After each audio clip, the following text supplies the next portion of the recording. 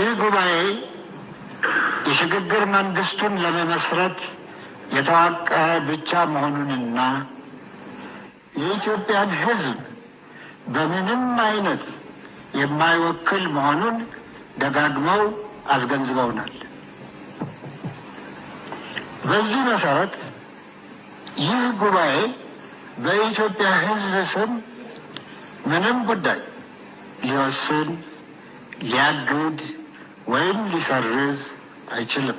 በቅርቡ የኢትዮጵያ መንግስት በኤርትራቸው ላይ ከመዘዛቸው አስፈሪ ካርዶች አንዱ አሰብን የወሰዳችሁት በሽግግር መንግስት ዘመን ነው የሚል ሆኗል። ጉዳዩ ለብዙ ዓመታት ሲብላላ ቢቆይም የፌዴሪ መከላከያ ሰራዊት የውጭ ግንኙነትና ወታደራዊ ትብብር ዋና ዳይሬክተር ጀነራል ተሾመ ገመቹ እንደ አዲስ ፕራይም ሚዲያ ላይ ተከስተው ካፈነዱት በኋላ አስመራ ውስጥ ሽብር እንደፈጠረ ይነገራል። ምክንያቱም ኢትዮጵያ ለኤርትራ ነጻነት እውቅና የሰጠችበት ጊዜ 1985 ዓ.ም መሆኑ እንደ አብይ አህመድ አሊ ያሉ መሪዎች አዲስ አበባ ላይ ሲነግሱ ጣጣ የሚያመጣ ሆኖ ተገኝቷል።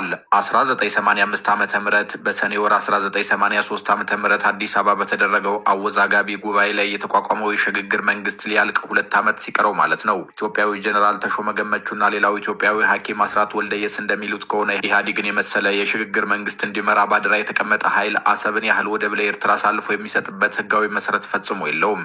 ይህ የጀነራሉና የሐኪሙ ክርክር ኢትዮጵያ አሰብን አንዲት ጥይት ሳታጮህ ለልጆቿ የምትሰጥበት ህጋዊ መስመር ተደርጎ እየታየ ነው። ዓለም አቀፍ ስምምነቶች እንደሚገልጹት ከሆነ አንድ ከጦርነቶች፣ ከህዝባዊ አመጾች፣ ከመንግስታት ቅቡልነት ማጣቶች በኋላ የሽግግር መንግስት እንዲመራ የተሰየመ አካል በዚያች ሀገር ሉዓላዊ ግዛት ላይ መገደድን የሚያመጣ ውል መፈረም አይችልም። ኢህአዴግ ኤርትራ ስትገነጠል፣ አሰብ ከኢትዮጵያ እጅ ስትወጣ፣ ብሎም ከታላቁ የቀይ ባህር ቀጠና ሙሉ በሙሉ ስትገለል የሽግግር መንግስት መሪ ሆኖ ደጋግሞ በመፈረሙ ላለፉት 30 የተሻገሩ ዓመታት ሲወቀስ ቆይቷል።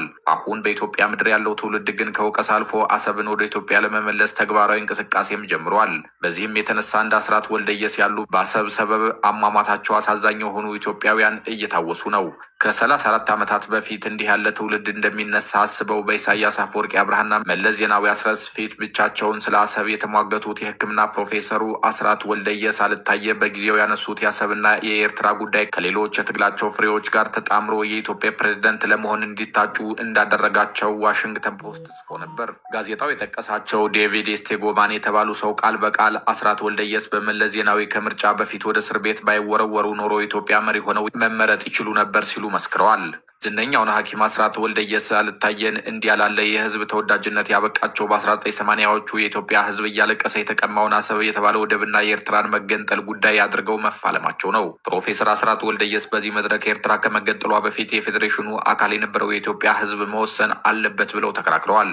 እሳቸው እንዲያውም ቃል በቃል ህዝበ ውሳኔው በኢትዮጵያ ህዝብ ብቻ መወሰን አለበት ሲሉም እዚሁ መድረክ ላይ ተናግረዋል። ፕሮፌሰር አስራት ወልደየስ አልታየ በዚህ ታሪካዊ መድረክ ላይ የተቋቋመውን የሽግግር መንግስት የመሸጋገሪያው መንግስት እያሉ ነበር የሚጠሩት። ይህ በእንዲህ እንዳለ ሴኮ ቱሬ ጌታቸው በሽግግር መንግስቱና በኤርትራ መንግስት መካከል ሊኖር ስለሚገባው ግንኙነት የመከረው ጉባኤ ባሳለፈው ውሳኔ ዙሪያ የሚያትት ዜና ሲያቀርብ ብቸኛውን እጅ ባለማውጣት ውሳኔውን የተቃወሙትን አስራት ወልደየስ አልታየን በስም ለመጥራት የተጠየፈ ይመስል የዩኒቨርሲቲው ተወካይ የሆኑት ግለሰብ ብቻ በማለት ነበር የጠራቸው።